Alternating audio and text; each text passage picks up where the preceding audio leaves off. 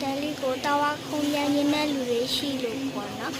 လက်တစ်ဘက်ကပါနော်ဒီနေ့ဒီတာဝါလေးခုံပြမှာဖြစ်ပါရဲ့အားလုံးကြည့်ပေးကြပါဒီတာဝါလေးကလည်းပဲကြီးနေတာပေါ့နော်အားမကြောင်ပါနေထားဝပြန်ခုံကျင်တဲ့လူတွေရှိပါရဲ့တကယ်ကြီးlet'sမောင်ကဲ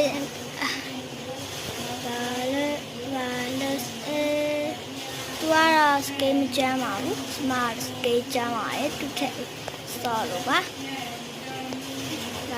let's အချက်တော့ပါပြီ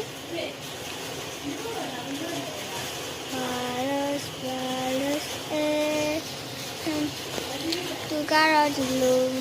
မျိုးဟာရစောပြပါဒါတော့တင်ပေးလိုက်တာလေကတော့မဟုတ်ဘူးနော်